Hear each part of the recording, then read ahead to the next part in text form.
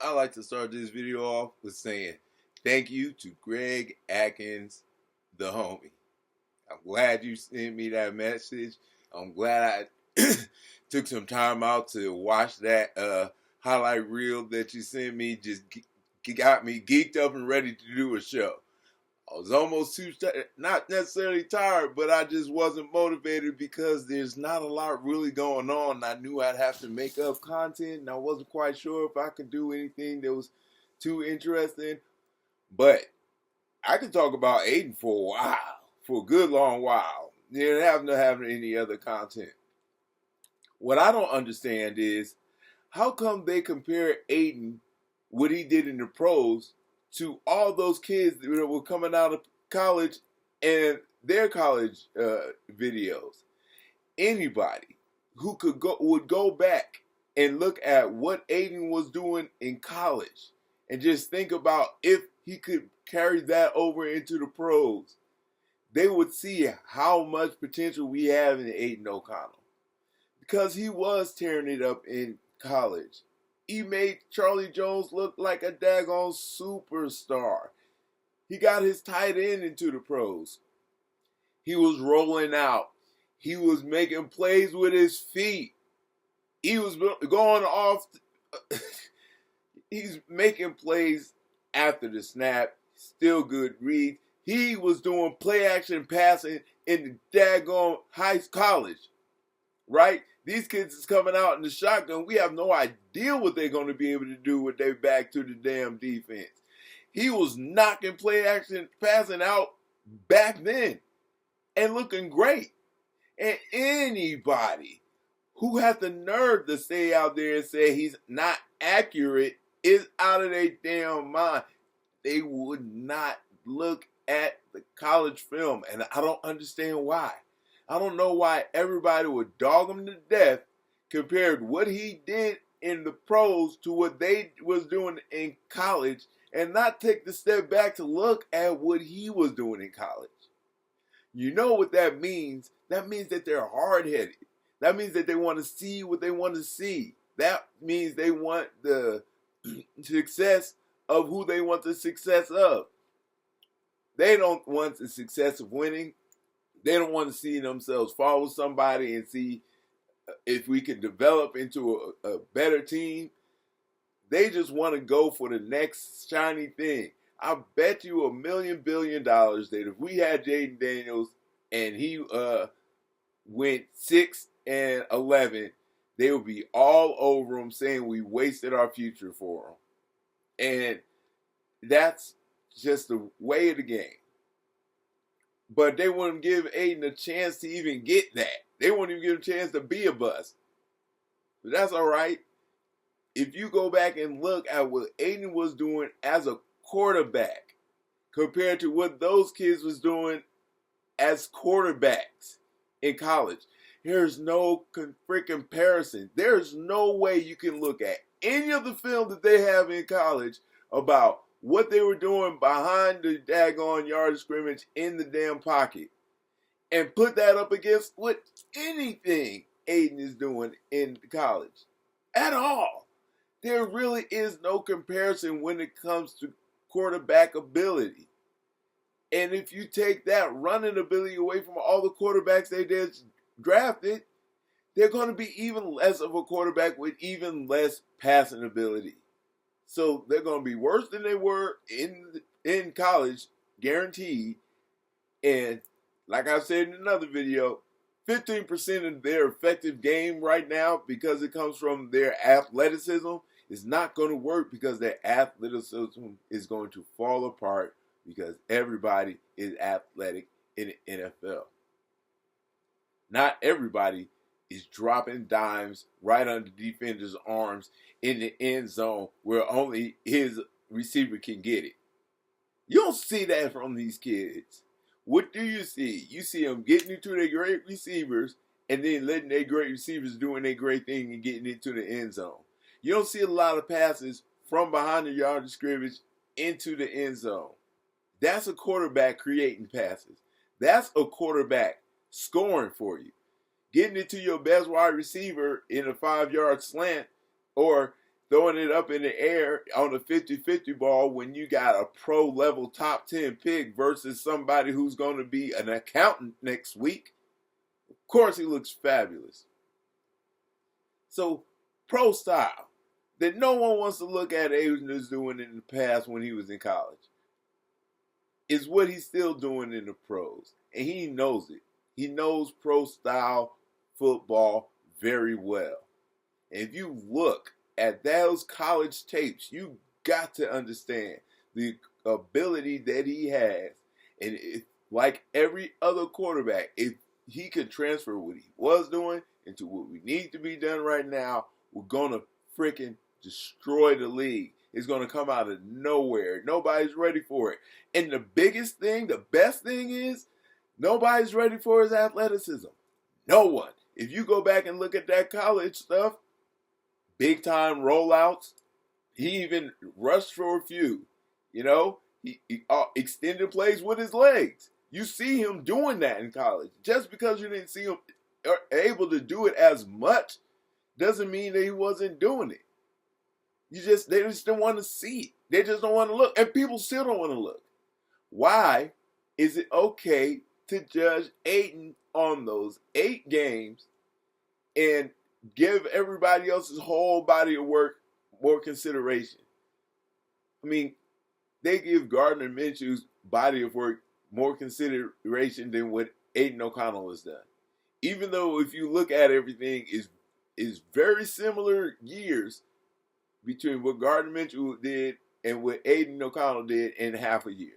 If you look at the numbers and you were to duplicate those numbers again for the first half of the season, assuming in a vacuum both things would have averaged out the same way, he had a way better season than Gardner Minshew last year. Way better. So, and we still had the playoff run, and we still did it. We still scored 20 points. Aiden had 2 touchdowns. We did as much as he did a damn good job. We just didn't pull out a 20-23 victory. And if we did, and we went and beat the Broncos the next week, we were going into the playoffs. No one remembers that. No one cares. No one looks at his college film. No one cares. No one looked at his potential. No one cares. Why? I don't understand why, if we have a quarterback with that much potential, would people just want to hate on him, dog on him, not even give him the correct amount of time? That's why I'm here. Dagnabbit. Thank you, Greg Atkins, for putting that film on there. I've seen it, of course. I've seen it all, which is why I know if he puts that in the pros, it's going to be so nasty. All those weapons around him. He got Devontae. We got what considered by a lot of people in the league the best 1-2 wide receiver combo. If you look at it on paper right now, okay, there's a rookie and a sophomore, but we still talking about having the best tight end room in the league. I mean, the best tight end room in the league on what Aiden O'Connell did in college with his tight end. Look at how Aiden O'Connell used his number 1 wide receiver. He made Charlie Jones look like a daggone all-star. The best wide receiver in the country. And he can't get a moment on the field because he is not as good as he was when he was with Aiden, because Aiden made him great. And that's what he's going to continue to do. And if you looked at that stuff, you looked at the mobility that was there, and he's getting in better shape. This is the only time he had to work on his shape. The dude's out there getting his degree, coming up from 8th quarterback to first quarterback. You got to learn a lot of stuff to do that. You got to get a lot of work in to do a lot of different things when you're doing what he was doing in college. He had a lot on his plate. He's always had a lot on his plate. I couldn't get the degree he got. Again, I don't even understand how it works. So, working on his athleticism wasn't something that he could do, and he still had the athleticism to do what he was doing in college. And he's been working out all off season. And not just working out, because even if he's terrible, I've discussed this before, but to say he's the worst athlete you could ever find, it's a beautiful freaking thing, because it is easy to take a nice, fresh mold of clay of athleticism and tune it, because it's fresh, it's sweet. You don't have to do any. It's so pure that you can teach it from nothing. There are no body tendencies. There's no muscle twitch reactions that you have to overcome. You're growing into it. He's maturing his body as he's maturing his abilities in the quarterback room as far as learning the defense. He is developing over this off season, and if he can replicate what he was doing in college, can he get it to Brock Bowers and Michael Mayer? How could he not? They're going to be up under the best wide receiver combination in the NFL. That two tight end set is going to be murderous. And I really believe that we're going to use it all the time. All the time. Like most teams, or like it used to be when you had a running back, a fullback, and tight end, and that was just smash mouth football. That's the way we gonna use our two tight end set, I see anyway. Because the two tight end sets become the three tight end set when you put Brock Bowers in the slot. Let's say you put Brock Bowers in the backfield, and you just bring in Michael Mayer tight, run the power eye off to the right. There's so many different things that we could do with that two tight end set, and Aiden's arm, his ability to get it from sideline to sideline, from the hash marks. You see that in the film. The noodle arm. I heard somebody say he got a noodle arm today. It's just, people would like to believe what they like to believe, boy. And watching that film, you see him throw it from the daggone end zone to the 30-yard line in the air. And I might even exaggerate. He put it up there. Maybe it was closer to the 40. You know what I'm saying? Maybe it was 45, 30-yard line. What I'm saying is, in the air, the ball went over 50 yards. That's good enough, right? What do you got to throw the bar 70 yards for? I mean, yeah, if you got a great Hail Mary going, you got to put it way the F out there, sure. But ain't nobody running no 70-yard fucking route. Anyway, see? The beautiful thing of this is that I'm hyped because Aiden's good, and I'm pissed off because I'm tired of everybody ignoring the shit. So I'm in that perfect zone. We're going to be there because he's the study bug, because he's more athletic than they think, because he's going to have that two tight end set that's going to be so dangerous, and no one is going to see it coming. And game one, I believe, is going to be a breakout game, because no one's going to see it coming. No one's going to know what they're going to do with Brock Bowers. Hell, the best fans in the whole nation of football don't know what the hell they're going to do, right? And we, as good Raider fans, are always up on what we think we're going to do, or at least what direction we see. You have no idea what they're going to do. And that's what makes part of it so exciting. Just seeing what might be, what might Brock Bowers do? Where might he be? What might we do with Mayers now? Where will we place people? We are so I can't even find the word, because we have so many different lineups one lineup, but so many different packages, so many different looks on the same personnel. It's crazy. And that's just the tight end and the wide receiver room. Our running back room is going to improve. And I really feel like Zeus is going to come through. And we got a steal in this draft when we talk about Laube. I think it's Dylan Laube, whatever, the dude from New Hampshire, number 20. We'll just say it out loud, the white guy. But the dude is got good, crisp cuts. He knows how to follow his blockers really well. He's a patient runner. He got good dip. One move runner. First dip, gone. Finds his blockers, runs it behind him. And his, not just his hands out the backfield. His hands out the backfield is great. He's smart. He knows how to run short, cut through routes. He's good on chips, especially up the middle. So he's good at the chip and release. He knows how to find himself an open area with that. He does pretty good with that. But what is my favorite part about him is the route running, man. He runs good routes. Imagine that. Another weapon to pass to. Another weapon coming out the backfield that can be lined up. What in the hell are they going to do?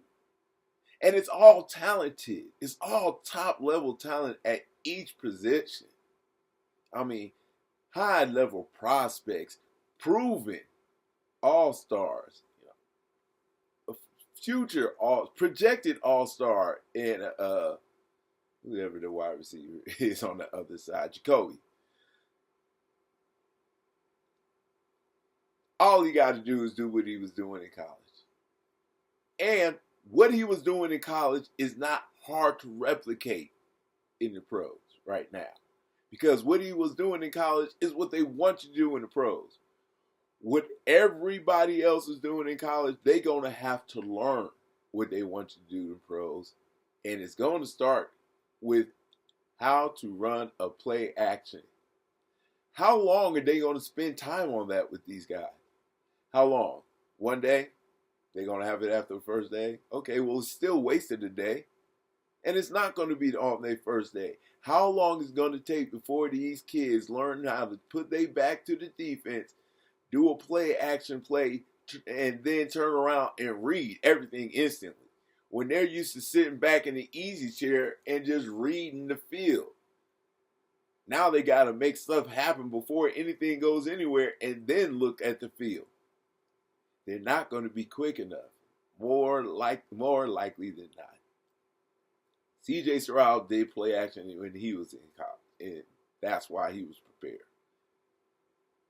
These kids all coming out right now, none of them at all ever in their career. I watched a lot of their highlights, and I wasn't watching specifically for that, but boy, I tell you, I don't remember seeing a whole lot of it, if very much, or if any at all. So, we're in a shining position because we are in this offense that is designed for the quarterbacks that we have. So say somehow Aiden doesn't work out in some incredible way, he just can't replicate it. We still got Gardner Minshew who knows how to do it. And we have the pieces around them to make it successful. And we can be the most successful offense in the league. And we can do it coming out of freaking nowhere. Right in nobody's face. And no one will see it coming. I will wait a little longer. But Funkin', I'm going to go ahead and make the prediction right now. Right now. I don't even care who they're playing. Okay? Because it doesn't matter who they're playing. Because we're going to be doing what we're doing. We're going to be ready for our first game. And whoever we're playing is not going to be truly ready for the Raiders. And we're going to come out, jump on them, and strangle them like a tiger on their neck before they really realize what happened. We're going to go up early. 2 touchdowns in the first daggone quarter. Quick, pow, pow. And no one's going to wonder what happened. Everybody's going to wonder what happened. You're going to be something fresh to the tight end or something. We're going to get them on a good one to the end zone. And then something about one of our running backs caught one out the backfield and went deep with his. And it's going to be something flashy early because no one's ready for it. There's no film for it. And it's going to work. And they're going to see it in preseason, and we're going to have to even hide it a little bit. we're going to give. See, that's the thing. Minshew's going to get a lot of run in preseason too, and that's going to probably lead to more. See, it might be Minshew's job. They're splitting the time and all of that. We'll see. Oh, that's going to be a big thing. Be prepared for this throughout the whole damn preseason. How much time are they splitting? Does it look like Aiden's getting more time than Minshew? I think it's going to be that they're getting 50-50 time. And then, Pierce is going to say, Aiden's our starting quarterback. Minshew's being just as much as we thought he would be. He's being a good competitor. We are giving him just as much of a shot to be the starting quarterback as Aiden O'Connell. But right now, Aiden's our starter. Minshew's coming along. They are both understanding the offense. And we'll see how much each one of them develops in the offense. And that's going to turn into, see, Minshew's the one. Why would he say anything else? Of course you got to keep Aiden's moxie up, confidence up. It's always going to be something. So, us as Aiden finish, just get ready for it, because always going to be something. But what it's really going to be is a flash that comes right out of nowhere, and our offense is going to beat whoever we play, and we're going to go up 14-0 real quick. Maybe not the first quarter. Maybe I'm being a little excited. But I see very quickly the first game, early, we're going to go up 14-0 before anybody's ready to see what happened. They're going to be like, oh, are these Raiders real? And it's going to be the popping topic of the daggone season. It's going to be the Raiders' first victory. It's going to be the popping topic of the entire season. This is right when rookie preseason or rookie camp starts. Okay? Dial it back. I'm already remember. When we get on that field, the first game of the season, you look at the score and you see 14-0, remember, Guru told you. Guru out. Greg Atkins. All this energy came from you. You guys keep leaving comments. Thank you very much. Say it again. Guru out.